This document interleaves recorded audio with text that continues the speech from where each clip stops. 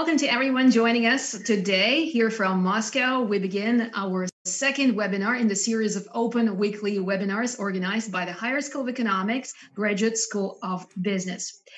Well, every week at 5 p.m. Moscow time, we gather here with faculty members and students to talk about the issues that concern us the most.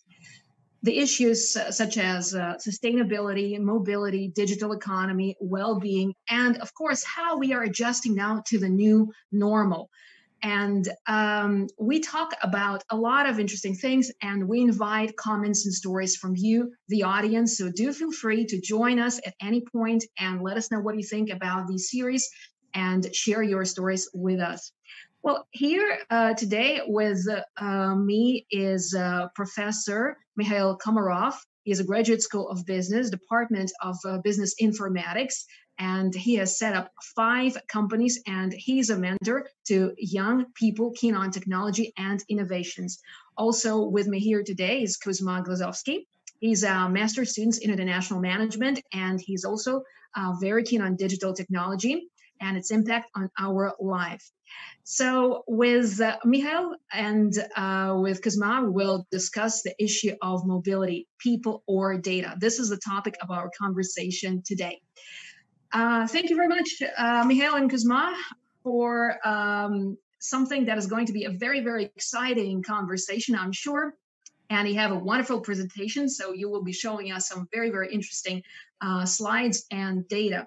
But first of all, let's discuss mobility in the digital era that we're all in right now, and also in what we call the new normal.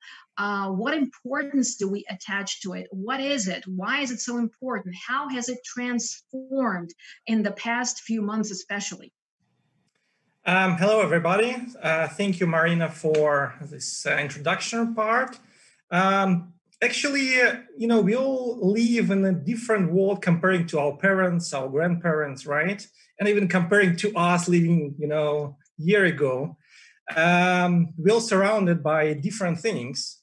And actually, nowadays, we all somewhere in the shop, somewhere, the offices, right? We can hear about smart things, right? So what is that? Why are we actually talking about things and why we are surrounded by different things? Because actually, it's all about Internet of Things. So we are talking about different things being connected to each other. So different things transferring, state, transferring, let's say, data about environment, transferring data about us, actually. And so we are talking about Internet of Things in general. And actually, I would like to share the definition of IoT, because I think it's important. So here's a definition on the slide, right? And what's important here is that if we consider, IoT, the main part here is that we are talking about unique identifiers.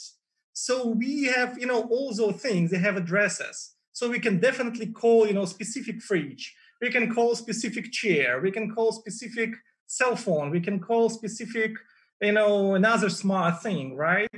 And this is extremely important because it gives us a lot of opportunities and business opportunities, first of all, right? And also opportunities for us as human beings in our everyday life and activities. So, okay, when we talk about IoT, about different devices, we actually can think about, this, device, right, called cell phone, smartphone, doesn't matter.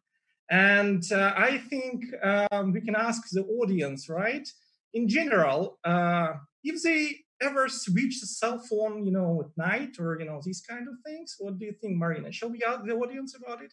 Okay, absolutely. As we have already promised, that we're going to engage our viewers and listeners wherever they are joining us from. So as you rightly put it, our first question is something that we are very, very curious about. So what happens to their cell phone, to your cell phone, dear audience? At night, do you switch it off? Do you keep it on? So this is our first question to you. While we continue our conversation, please send in your answers, and then we will analyze the information. While we are waiting for some results for that poll, right? I think it's necessary to mention that in terms of statistics, world statistics, right? We are talking about approximately 2 devices per person on the planet. Nowadays it's quite interesting because you also can name at least probably 3, I don't know. Cell phone, you can actually name tablet PC, right? You can actually name laptop, right? Because it's also kind of a mobile device. You carry it with you, right? And, while we are having so many devices with us all the time, so we should consider, how we are using those devices. And actually companies, businesses, they should consider how to properly use us or those devices, smart devices, for their business purposes. Well, that's certainly interesting. Let me butt in here and try to elaborate and maybe ask you some more questions here, because we think that we control our reality, but it turns out, as you just said, that maybe the companies want to know something about us, judging by how many devices we use, how we use them, what we do with them. Let me bring in Kuzma here. I mean, I'm just curious about the younger generation, so to speak, the generation of talented students. How do they feel about these devices? Because he's probably one of those people who was born with a cell phone in his hand. Kuzma, your mic is off. Could you please switch on your mic? Yeah, of course. Actually, I was born in 1998, so I wasn't born with a smartphone in my hand, but I've got it quite early in my life, and it seems like something obligatory in your life. It seems like, I don't know, air. You can't live without air, and you can live without internet access. And for example, that's why UN now is putting like the internet access to the basic needs of the people, like the food and peace and so on. So, and that is definitely a contribution of our generation that is born with internet, born with gadgets, devices. And it's really important for us. So you probably can't imagine your life without it. Sometimes I wonder when I look at my devices, the gadgets that I have, thinking that maybe 10 or 15 years ago, we didn't have some of them. And we somehow managed to get by without them. But right now, our life is almost impossible without them. And then that brings me to another question that I want to put to Michael. What happens? Why are we so dependent now on these gadgets? I mean, before we lived fine and we didn't have them. We seemed to get by and our life was harmonious and we were happy, whatever that means to anyone. But, why is it now we're so dependent on these gadgets and it's hard to break this dependence? I think it's all about our behavior and actually our habits. Because human beings, so we are human beings, right? And we usually get used to very good things, which helps us. To be a bit lazy, which helps us, to get some, let's say, additional features and functionality, right? And to get some knowledge, which is hard written, let's say so, not in our memory, but somewhere. And I think our behavior is changing. And actually those changes, they started when smartphones were developed. But they still keep going because I guess we all can, tell ourselves, right, that mobile emailing, right, changed our life because now we can check, emails immediately. And that's why there is special etiquette, right? So how you should behave, how you should work in the network, actually, right? It's called, an etiquette, right? And this is really something which was brought due to the development of the internet, of the connectivity technologies, and due to the mobility, actually. I don't know if you've got results already for that first poll. Let's have a look how we're doing answer-wise. Kuzma, what have you got? Are we still processing the answers? So we don't have that screen yet, do we? The answers, yeah. Okay. I can add for myself that I was making an experiment for myself. I was living without a cell phone for a month. And I found one more reason that we really need of these devices in our times. It is a big comparative advantage. Because when you're so social, when you have such an easy access to people, such an easy access to information, it's crucial to have that access. And when you got yourself rid of it, you're just out of the game. And so yeah, it's a big comparative advantage. Well, certainly, but then, on the other hand, a lot of people are saying, a lot of smart people are saying, analysts, psychologists are concerned about this overload of information, because we have so much of it now. We have access to almost anything and everything, encyclopedias, video content, YouTube, whatever, you name it, and we all have it. So scientists and psychologists are concerned now of this information overload and how it affects us. And even the term digital detox was coined, so not without a reason. So do you ever have a digital detox, Michael?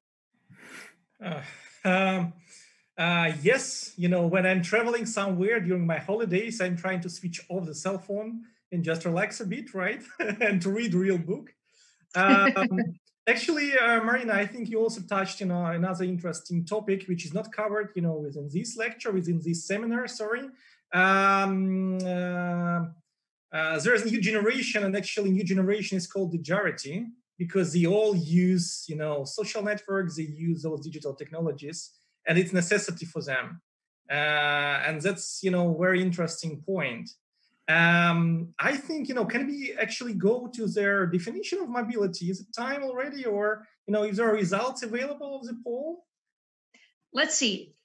Yeah. Yes, we seem to have them. Yes, Kuzma, go ahead. Tell them what the results are. So what happens? The 81% of the voters said that they only switch off the sound. And 19% said that they switching the phone. Mm-hmm. So, okay. I think it's statistics, it's worldwide statistics, I would say, quite similar to the world statistics, because sometimes, from 10 to 20% of the mobile users, they do really switch off the cell phone. But here we have, also users who actually at least switch off the sound. But switching off the sound doesn't mean that cell phone is not working, right? So it's still working, it's still collecting some data. It's still, some applications are still running there. And this is, again, another opportunity for companies, which should be utilized wisely. And so while talking about that, I think it's time to give a definition, right, of mobility, because then we can think about mobility as a resource which should be utilized properly. And as we mentioned, right, so when we are carrying some mobile devices with us, we can think about mobility as a physical resource, as a physical characteristic, so-called physical mobility, when we move from one point to another point, when car is moved somewhere, when data transferred from one device to another device, right? And when we actually switch from one website to another website as well. And another point, important point for the mobility, that mobility might be defined as a wireless characteristic. So with the different, let's say, characteristics there, with a data transmission, protocol, with some bandwidth, with some other technical characteristics, which also should be utilized properly. And companies, they should combine both. They should focus on physical mobility, and they should focus also on wireless characteristic, right? And in fact, I think that actually idea of customer centricity of the companies of the modern business, development of IoT brought to us different applications which actually sense everything, right? They collect data. And that's why when we are talking about mobility with the use of mobile devices, right? So collecting some data, being connected to some smart things. So we are talking about especially, about resource which should be utilized wisely. So another thing, actually, another question, I guess, while we are moving towards characteristics of mobility, interesting question to the audience might be about timing, right? So when actually do they use, right, their smartphone? Their cell phone, yeah, their devices. Yeah. So let's find out. So this will be our second question to the audience. When do you mostly use your cell phone? And the answers are morning, day, and evening. Yeah. But Michael, why is it important? Yes, this is what I wanted. You've just taken it right out of my mouth. Mm-hmm. Why is it important? The thing is that companies trying to target the audience, right? So when we are, for the B2C business models, we can think about some companies, for instance, delivery of pizza, right? Or some companies delivering lunches, right? So to the offices, they can target the audience during specific the time of the day. And this is also important because then they should understand, which devices to target, right? So because they have to know our habits from one perspective. From another perspective, they actually learn our habits so that they can adjust their mobile applications. They can adjust, content which they provide, which they, translate through different applications. Because when Michael, interesting. Let me just quickly ask you another question that sprang to mind. You said that companies are constantly studying our behavior. Well, it's the artificial intelligence, obviously, the algorithms that we have in that system. They constantly study us and they process that information about us. But how flexible are these systems? For example, we change our habits constantly. Well, some people constantly change them. Some people are maybe less flexible, but they change over time. So does it mean that once the system that has collected some information about us and that's it? Or does that also adjust to our habits, to our new habits? Is it flexible enough? What do you think? Very good question. Yeah, thank you. So this is, I think, about, first of all, this is continuous process. Second, why do we need this, collection of data? Why do we need those sensing applications? Because we are trying to understand the context. The key point now, understanding the context. So why we are looking for, for the room in some, hotel or in the city somewhere, right? Why and what time? Because probably we already somewhere in the airport, or probably because we are preparing the trip somewhere, right? And then it means that, companies, they can propose some interesting offers by knowing this context of the information. Second point, why, for instance, shopping malls or some shops, why they should target us with their advertisement or with special offers? Because we are passing by. So they have to know that, right? They have to know that we are somewhere nearby. They have to know something about us. So then they can adjust their business processes and business models towards us. So they will be more open to us. They will adjust everything to us. So from one perspective, we are talking about us, getting some benefits right out of it. I want to touch today another interesting topic, how those habits and how the behavior was formed, right? Because this is question to Kuzma probably. When young generation, when you don't have some habits, or when you actually haven't got some interest yet in some field, so then there is a question to mobile apps or companies, how they can recommend you something if you don't have any preferences yet. This is a really interesting question. I don't know whether this is question, to Kuzma, so how actually your habits are forming, how they're changing based on mobile applications which you are using. Actually, I just can ask you, do you call the taxi operator, to get the cab somewhere or not? I think that for myself, there are different technologies and different types of people that are adopting these technologies. Yeah, we have such types of people as early adopters. You don't have a product to be perfect. You don't have the product to be like complete, but they will anyway try the product and try the new technology. I wasn't this kind of man during my life, but I always followed them and looked for the new opportunities. So when I saw that the new technologies and some new features are coming to our everyday life, I started to understand that it's a thing that should be with me, and the phone, and with the taxi app, and so on and so on and so on. So yeah, I think it's about the people. It's about the curiosity. It's about the people who develop. It's about the people who start to use and start to promote it. It's about the companies. They start to deliver the product to the mass public, and then it will be like usual users like me. I'm from the younger generation, but in this case I'm not different from other generations. Okay, well, thanks very much for this input, Kuzma. Let's sort out our questions, because we've asked question number 2, but I don't think we've got the answers. But there's already question number 3 on the screens. If we could go back to question number 2 results, I wonder if we can see that. If not, then we'll move on to question number 3. We got the result. Question number 2 read, when do you mostly use the cell phone? Morning, day, or evening? There we go. We have the answers. Yeah. So the majority of our audience, 57.1%, uses the phone during the day. Excellent. Thanks very much for that. And we can ask question number 3 now, which already appeared on the screen, so the intrigue is gone. But nonetheless, do you agree to share your location if you can receive some rewards and special offers? Okay, so this is the question. This is what we want to find out now.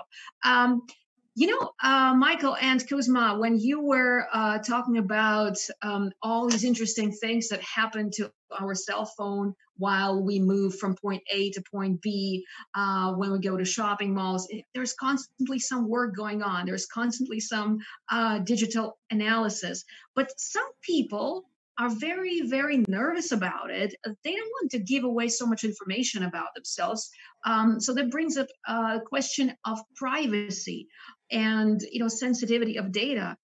Do I want to share this data with so many people? What about personal data?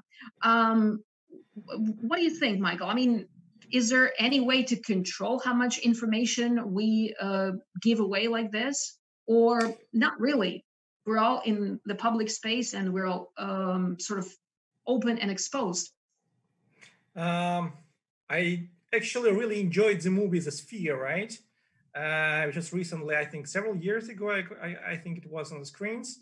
Idea that that companies they will not be competitive if they will not use if they're not using actually some kind of data about their customers, potential customers, about their partners, and so on, for the future analysis, for the improving their business processes and business models.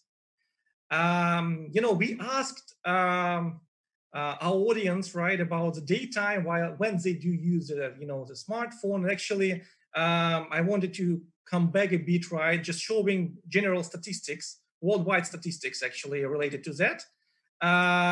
Because the thing is that general statistics tell us that most of the time we are talking about phone, right, which we use during their morning when we are actually eating something, or during the cooking time, right? Because then during the daytime, I think probably students answer that they use their cell phones, right, during the lectures or seminars.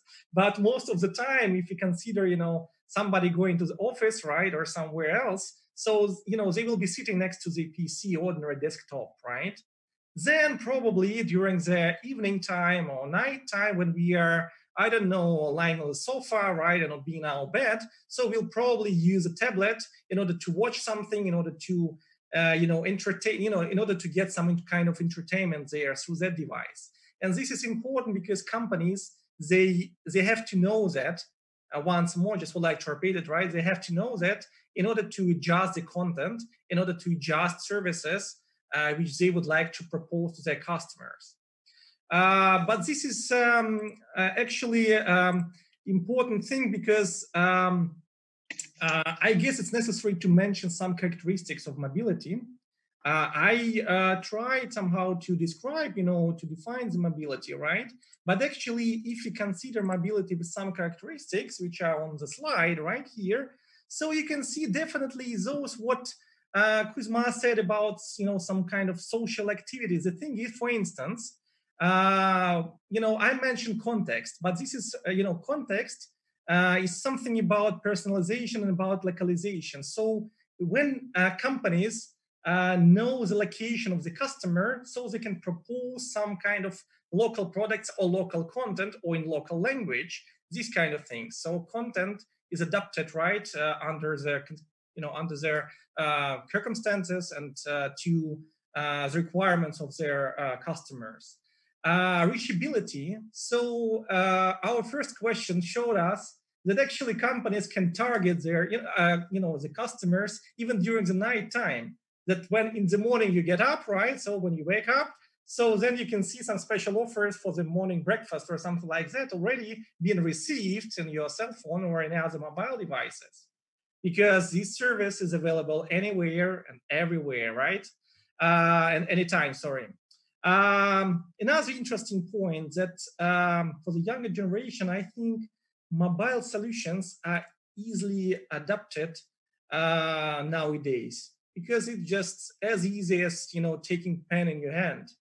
And this is about convenience of using some mobile applications or mobile services. What's extremely important for the companies, they can push a bit, because they will ask us to make a decision right here, right now. So this is about instant decision making. So we will receive an offer, do we agree to get that refund? Do we agree to get that 50% off, just to go to the shop next by? Companies can ask another partners, business partners, in terms of instant decision making, right? So do you let's say, can you adjust your route for, I don't know, for the delivery, these kind of things? Because we all online, we are all connected to the internet or to some global networks. This is important because the thing is, okay. Well, let me, while we're talking, Michael, sorry for interrupting. Yeah. Sorry for interrupting you. I just think that this is the right time now to put the fourth question to our audience, since we talked about so many different places and so many different ways of collecting that personal and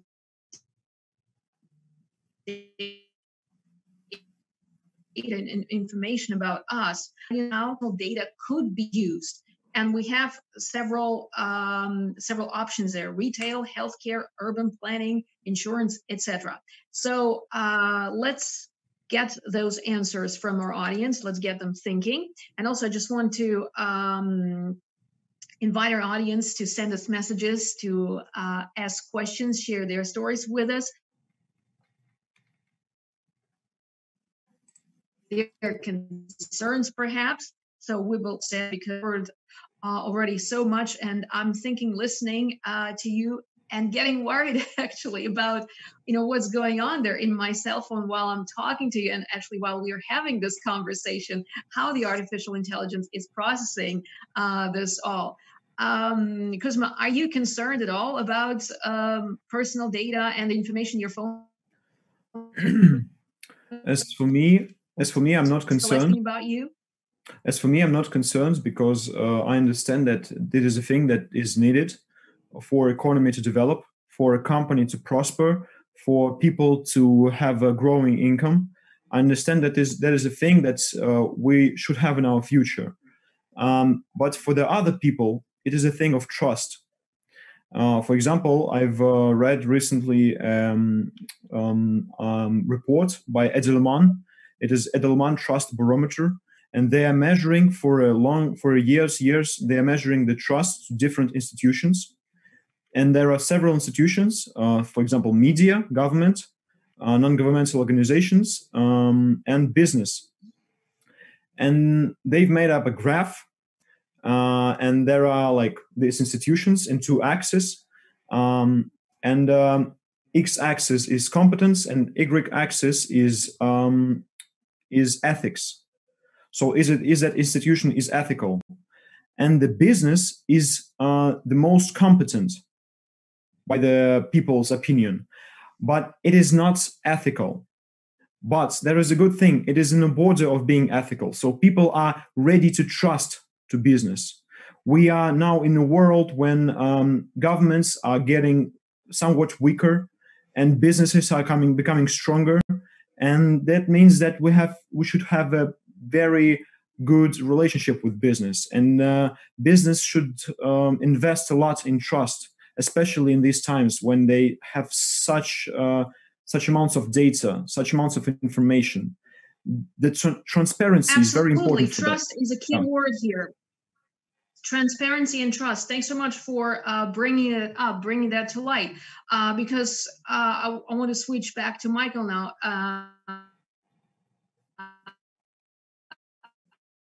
And probe more here. The issue today. What are businesses doing to be ethical, or are they doing anything to be ethical? Are we redefining the word ethics? What do you think, Michael? Yeah, Marina, I think I will answer your question after mentioning that, connectivity technologies probably is not that good with, with your Zoom connection. So, which brings us exactly another problem of, for the companies. They have to think about some technical characteristics of mobility. So I will shortly, comment on that, and then I will answer your question, okay? I just wanted to mention that, I just wanted to mention that after, understanding the characteristics of mobility from the human being's perspective, from the physical mobility, we are thinking, actually we can think about technical characteristics over there: speed, bandwidth, connection range, some security mechanisms. And actually nowadays companies, of course, they're thinking, how to acquire, customers, right? How to get new customers on board. But actually, they also have to think about connectivity technologies supporting them with their services. Because when we rely on these devices, we got used to, to receive service of a good quality, video of a good quality, instant messages, really instant, right? And so this is, another problem which companies now facing. They have to really think about infrastructure underneath, and they have to really think about, some technical features. They have to combine, right? And in general, I wanted to mention that companies, they actually think about customer mobility. They think about themselves as our company, as our organization. So it's called corporate mobility. And they also think about some, products or services which they're doing with some other companies. And actually based on, different types of those kind of mobility, so we can think about business processes and business models. But in terms of ethics and in terms of privacy, I don't know whether we can actually get results of that question with allocation. If there are any results available to the question, I think number 3, right, with allocation. No, it was number 4. It was, I think, our last question, where you think your personal data could be used. It's another question, yeah. But let's see if we got any results. Yeah, but the third question is about: do you agree to share your location if you receive some benefits? And surprisingly for me, most of the people said no. 55% said no, and 44% said yes. But we are very close here. That's, I think this is quite interesting because it's quite interesting. But I assume we have different participants of the audience from different countries, and different countries and citizens there, they actually value their privacy in a different ways, to be honest. But there are some results of their some research activities, some research projects about underutilization of location data for companies. Not all the companies, they use it, but the thing is that actually in terms of other polls, right, which was done and conducted in 2015, most of those who answered, they agreed to share their location in order to get special offers, some rewards, while they're participating in loyalty programs. And actually, you also can notice that when you install some mobile apps, you might accept some, let's say, permissions, right, which that mobile app is asking. And sometimes that mobile app is asking, for your location being shared with the mobile app with the company there. So this is something which is really, underutilized by companies, but is still, as I think, in a process of implementation. And before we go to the answers of the fourth, right, Paul, I just would like to mention some interesting, cases that location data can help us in terms of, can help companies dealing with the retail, right, to, first of all, to understand where specific customers or specific customer segments buy which products. Those companies, they can think about some external factors. For instance, they can change price depending on their location of the customer within the shopping mall, so that they can go somewhere far away from the entrance to the corner, right? But taking the product, 20% off, for instance. Well, Michael, I just want to say something here. You mentioned the prices and sort of elasticity here, depending on where the customer is, how far he has gone away from the shopping mall, etc. That some people, when they use like different location and go to, say, for example, booking sites, hotel or airplane tickets, and if the system, for example, sees them, recognizes their location, say it's country A, the system gives them one price. And if it's country B, it gives them another price. So some people know about this, and they can actually manipulate that information and get some very valuable offers. Kuzma is smiling there. He probably knows what I'm talking about. So people are smart too. It's not that, artificial intelligence programs them. They can outsmart sometimes artificial intelligence and get some nice prices, some good offers. Right? What do you think? Yeah, it's a good point. I just wanted to mention that, yes, so from this kind of perspective, customers, they can change their location if they do really know that those companies, use their location for the pricing policies. But also I would like to mention their term called net neutrality, which was introduced recently. And idea is that we as a customers, for instance, for the B2C, for instance, business models, we might not really understand that some companies would, let's say, focus on some specific services, some specific products, and provide them more, for instance, bandwidth as a technical characteristic, right? Comparing to others. And so we kind of, being as a customers, we kind of will accept that. And so we will not use some other products because of bad quality of the content, because of some delays and so on. And actually, the term net neutrality means that all the products or services has equal acceptance, right, and equal, let's say, characteristics towards, on their way to the customers. But I mentioned before, infrastructure is extremely important, and when we have so many new services being introduced, especially, with the 5G networks, right? So when we all got used to get some video on Move, right? When we all got used to get some, Zoom conference and some calls, right? So we require more from the infrastructure, but when infrastructure is still the same, so, those providers, they have to think how to balance our requirements, quality of service, right? And actually those companies providing those services, they have to think how to get, customers, how to acquire new customers, even though they know that infrastructure is the same. They cannot influence on that. And this is net neutrality. So I would like to ask our audience to think about it, to read about it. There are plenty of interesting explanations. That in some countries, net neutrality is not really accepted, which means that sometimes we will not even notice that some services are somehow limited due to some external reasons, right?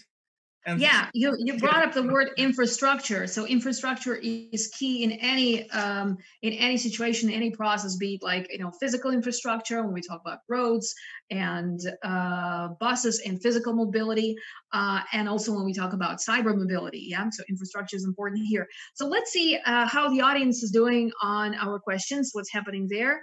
What have we got there so far? I think question number 4 was already asked. Where do you think your personal data could be used?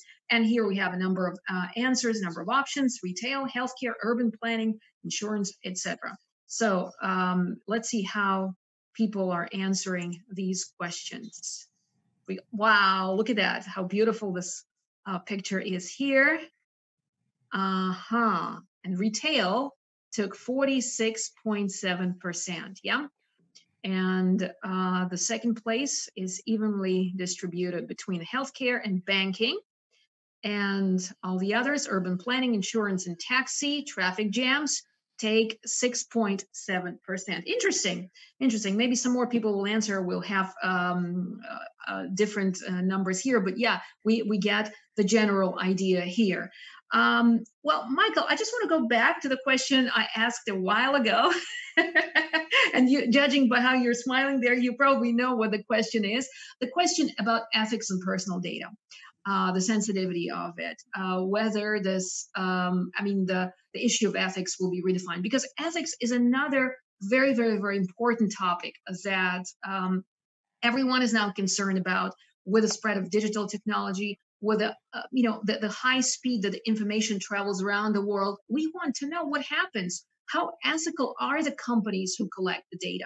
It's not just the artificial intelligence that collects it, it's the people who use it, it's the marketeers. We will talk about marketing and digital economy next week in our next webinar. But, today, let's just talk about this. Something that a lot of people are concerned about, the ethics and personal data.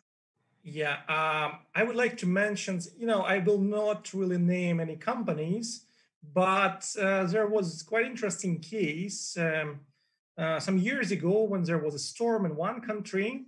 Some people were there, right? Some not citizens of the country, right? Some, let's say, tourists were there. They were members of one of the telecommunication companies, so they used their services. And, there was a storm. So the telecommunication company wanted to, let's say, to inform, relatives, right, of those people that they're in danger, that they have to, contact them in order to, let's say, inform them about the storm, where they can be safe and so on. So they kind of, informed the relatives, right, about it. They also send messages, send some information to those people there, right, in the country, those tourists. And so what happened? I would say that situation was not that really good from the perspective of those people, because some of them, they haven't informed their relatives that they're going somewhere and they just moved there. And so it was kind of a, big shock for some relatives that their, I don't know, husbands, wives, partners, right? They are traveling somewhere instead of being, on a business trip, for instance. Some employers, they got to know that their employees, instead of being, sick, they went somewhere, with, let's say, on tourism, right? And they got, they got many cases in the court related to that, because those people said, okay, you probably wanted to do something good, right? But actually you broke our privacy because you did something which you should have not done, right? And this is interesting case, because from the perspective from the company, they wanted to to save some lives, right, and these kind of things. From the perspective of people who were there, they knew about them, right? They knew that they are traveling somewhere, and they shared this information, with others, with the third parties. Well, see, the thing is, here, the way I see it, ethics was broken on both sides, on the part of the employee who lied to the boss, and on the part of the company who sort of spies on the employees. So kind of justifying it by doing a good thing. A lot of questions for discussion here, a lot of questions for debate. One wins meat as another wins poison, as they say. So yeah, that opens up so many sort of difficult and sensitive issues here at the same time. Let's take a look at the questions. I see that we keep getting some questions here, and one of the questions I think is very, very important here that sort of links in well with the issue of ethics. Is it possible to use all the advantages of mobility without giving out my personal data? What do you think? I can tell you yes and no, because when we think about mobile devices, they all have their addresses. When we think about smart things, when we think about IoT, they all have addresses. Like we have, surname, name, and passport ID, our unique identifier. And actually, when we are talking about those devices, they all tracked anyway. And actually, their addresses is more or less now personal data, because some companies can be, can work together, can be partners, and so they can track people, getting different services from those companies, and they can track them by the ID of their mobile devices they're using. The same happens, with the companies, right? When they can deal with their employees, so they can identify, they obviously identify their employees, and they can check, how much time they spend doing really their, let's say, during really their jobs, right? Or how much time do they spend, chatting or watching something or traveling, instead to the office, traveling somewhere else, right? So they can do that. And actually, I always keep smiling, sorry, but I can tell you a very simple answer. I bet there are no companies not using any personal data. They can make you believe they don't use it, but they will do that anyway until you know that they use it. That's it. So is it something that we just have to get used to? I mean, we as people do not have any say in all of this. So should we just take it as it is and that's it? Can we protest against it? Can we say, listen, no? What can we do? Stop using some services, but then it will be our problem, because we will not get some benefits, right, out of using some services. Even when you would like to get information about traffic jam, you first have to share your location anyway, so that company, monitoring, analyzing that, further can collect the data and provide some statistics about traffic jam. So it's kind of, both sides there, and actually they will not provide very good service if we do not share our location. And so we will not get good service until we not share our location. So yeah. Marina, can I actually mention some characteristics of corporate mobility? Because we are talking mostly about B2C, right? About us as yes. as people. And we do have a question of corporate mobility here from one of our viewers, asking you to give some examples.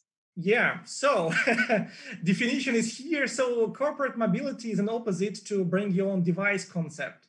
Why do we need that? First of all, we are following the same characteristics as we mentioned for the mobility. So fast decision making in a company. When actually company can request, their employees anytime, anywhere, depending on the contract, of course, right? But anyway, so it's possible with the corporate mobile devices. Then corporate mobility means higher security levels for communication. There might be specific, encryption protocols being introduced. Some companies introduce corporate devices in order to protect data, which they use internally in the company, right? Because anyways, it might be located in different offices and so on. Then actually, while talking about corporate mobility, we can think about special set of products or services. So corporate marketplace. So company will develop specific services or specific products or apps for internal purposes, depending on their business process or business model, right? And this is extremely important.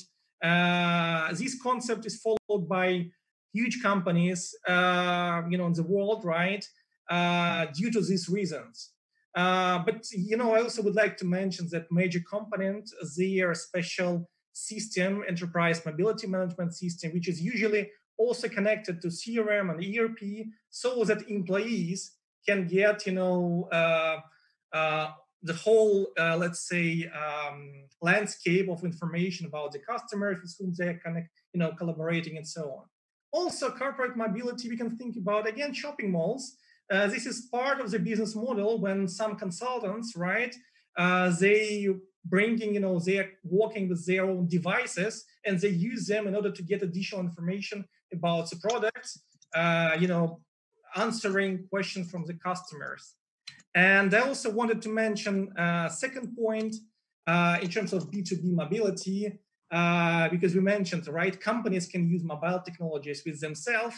And I think it's necessary to mention also some, recent development of smart contracts when some mobile devices can interact with each other. For instance, we've got a truck with, with some goods, right, entering their storage. And so automatically, information will be sent to, to our company, for instance, that those goods were delivered.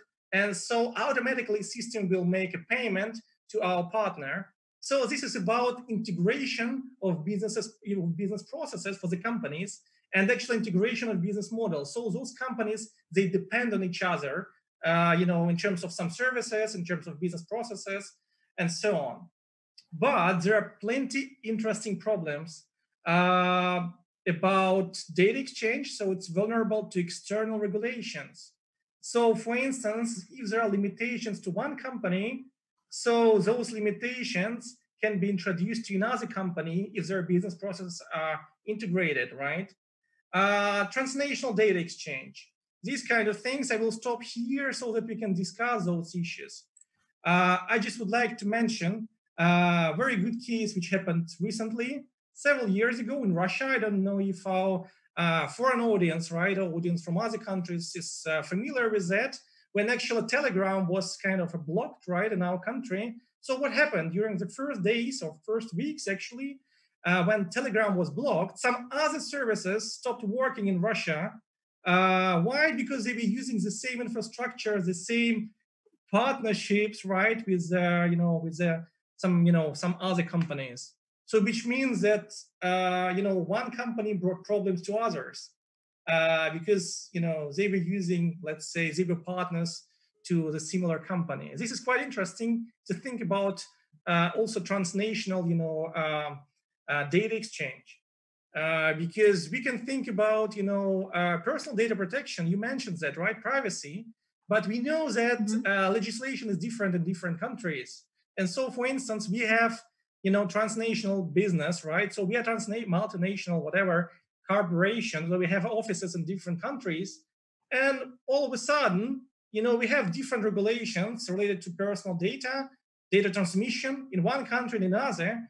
And so we are not able to transfer, some data related to the citizens of one country to the data servers for the processing to another country, because then we are breaking the law. And that's what's happening. So this is really a limitation. And how we should deal with that, to be honest, I don't know the answer, because even if you bring the memories... Well, absolutely. You see... anyway, yeah. Yeah, because the more complicated the system gets, the more questions we have. We have more questions than answers. And, especially when you talk about mobility between countries, yeah? We discussed the personal mobility from person to person, then company, business to business to client, and here we have countries. What happens then? And also, what happens when information is stored in one server, for example. A lot of social networks are Western based. So the Russian government is worried about the data protection and the data that's collected and stored there. It's a legitimate question, actually. It's interesting, what happens to the data, and do we get access to it, and how is this all regulated? So that too is another interesting issue for lawyers maybe to talk about.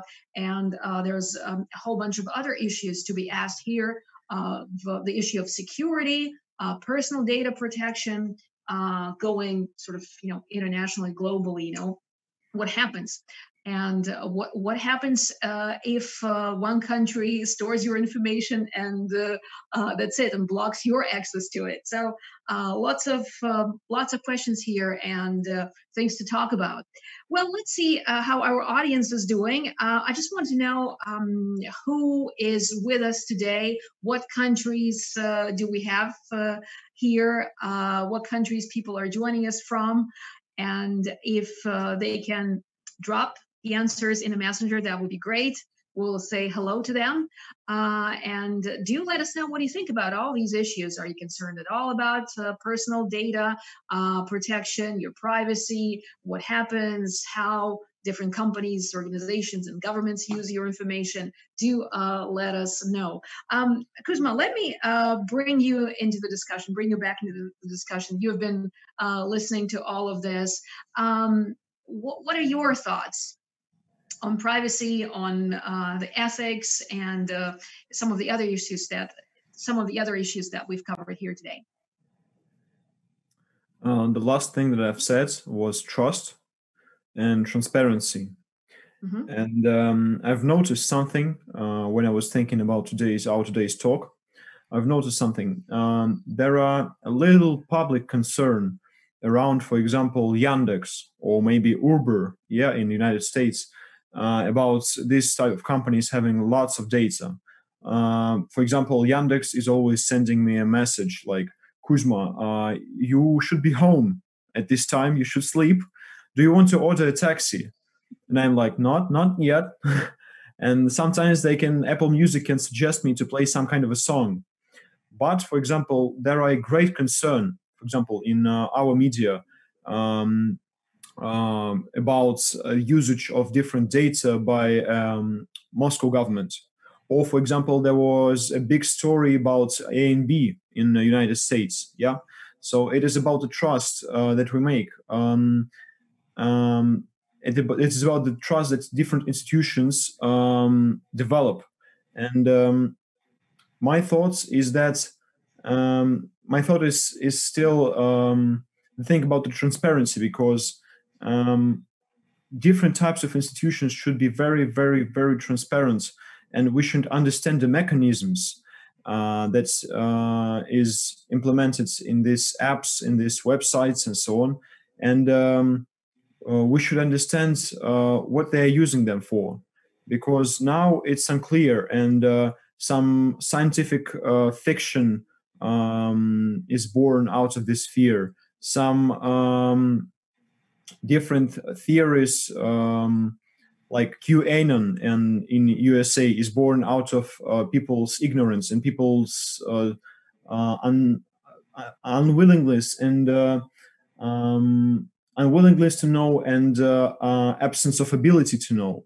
So if we want to build, if we want to play in the long run, the transparency and the trust is the most important thing. Yeah.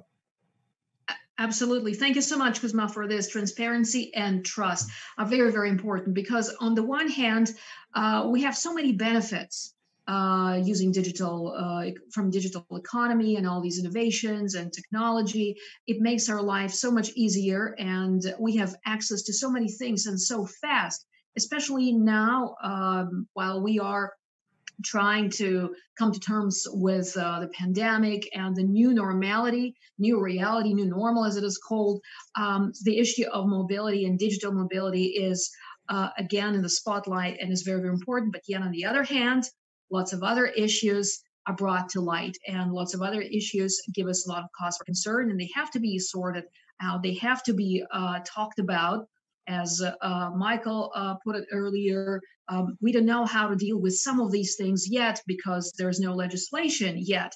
But then again, we have to figure out somehow, some way, and trust and transparency are very, very important here from all of the players, from all of the participants in all this. One more. Yes. This mobility is resulting in customers, clients, ourselves being very responsive to different inputs. Once you lose the trust, once you might make a false step, the clients are responding very quickly.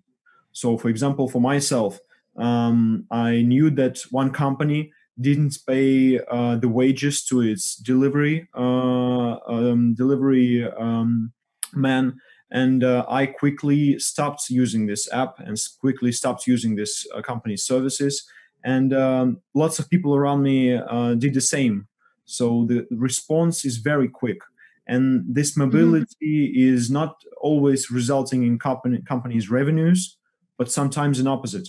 Yeah, so. Absolutely. Absolutely. So that's another issue here, the transparency of communications and the speed of communications and the company's reputation, because our communication now has changed with all the digital technology and social media. The spread of information is just so quick. If, for example, a company is accused of wrongdoing, everybody knows about it, and it affects the sales, it affects their businesses, it affects their reputation. So it's a huge problem. So that makes them sort of think twice before they do something wrong, or they decide to do something wrong, because right now everything is so transparent that we can all see this and we can react. Absolutely. Well, we have viewers. Remember earlier I asked a question about where our viewers are from. We have viewers from Ghana, and we have viewers from Vienna in Austria. They're saying hello, kind regards from UAS Technicum in Vienna. So kind regards back to you. Thank you very much for watching us. And thank you everyone for being with us here today. Let's take a look if we have any more questions that we haven't covered here today. If there's something else that you, Kuzma, and you, Michael, would like to add to what you already said, please do so. And if not, I'd like to remind our viewers that with us today we had Michael Komarov, who's a Graduate School of Business professor, Department of Business Informatics. And we had Kuzma Glazovsky, master student in international management, bringing us his views and the views of students, younger generation. So what have we got here? Do we have any questions? Anything you gentlemen want to add to our conversation, to our discussion before we say goodbye to everyone? I can just give some also examples to think about in terms of, mobility, in terms of data, because we all live in a very, dramatically fast changing world, I would say. I will not tell you that after the COVID, right, or during this pandemic situation, our behavior will be different to what we had last year. Because change in behavior is, happening, those changes, right, they're not happening in a few minutes, in a few months, they're happening in years, right? But there are some things which we haven't thought about before, right? Once more, I would like to mention that while being mobile, while being physically mobile and sending data from our devices, from us somewhere, using UAVs, drones, right? Companies can do that. There are some questions, for instance, do the data belongs to us once it's sent somewhere or not? How we should deal with the drones which receive, commands from our devices. Do they belong to us, but actually they can fall down, right? And they can, there might be some incidents and so on. So how it should be, how the society should deal with that. I also would like to mention that companies now, they have to think about mobility as a resource concerning those characteristics of mobility which I mentioned.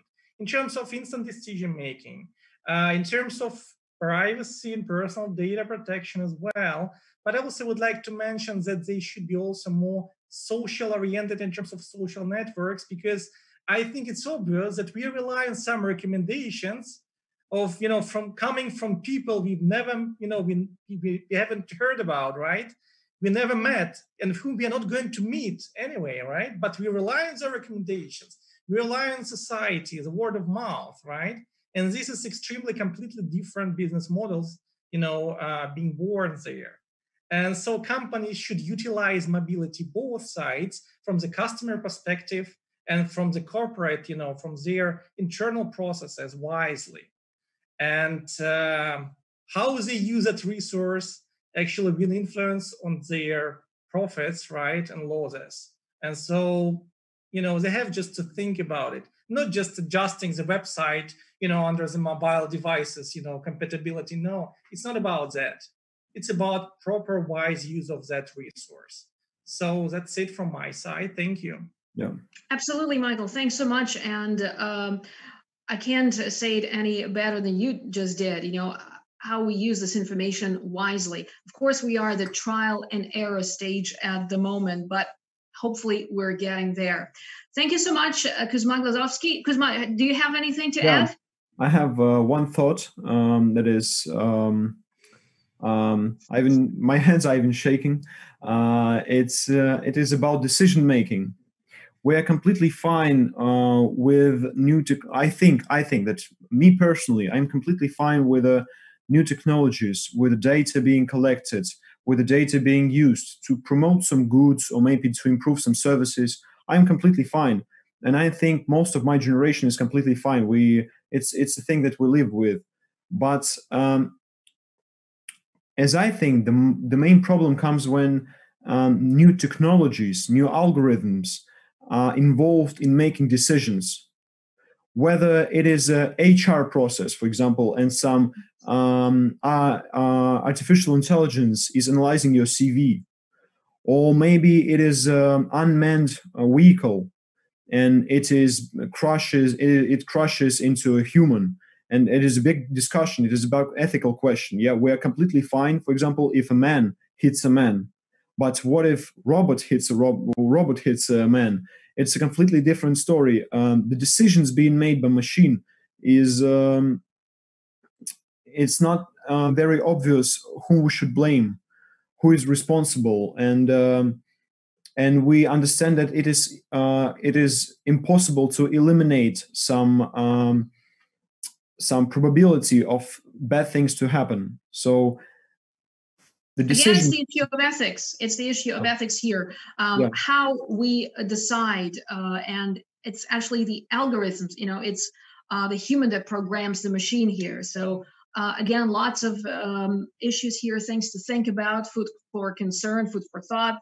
And this is what we're leaving our audience with after this conversation. Thank you so much, Michael and Kuzma, for this wonderful discussion, thought-provoking, and giving us a lot of things to think about, I think, for a few days to come, at least for 1 week, when we meet again here next Wednesday at 5 p.m. Moscow time to discuss another interesting issue of marketing and in the digital era. So do check out our website there for the speakers and the topic. Please write us your comments, send in your questions. I'm just asking the audience who joins us from so many different parts of the world. We'll be very happy to have you here with us next week with your stories, your questions. And thank you very much for watching us. Thank you. See you next week. Bye.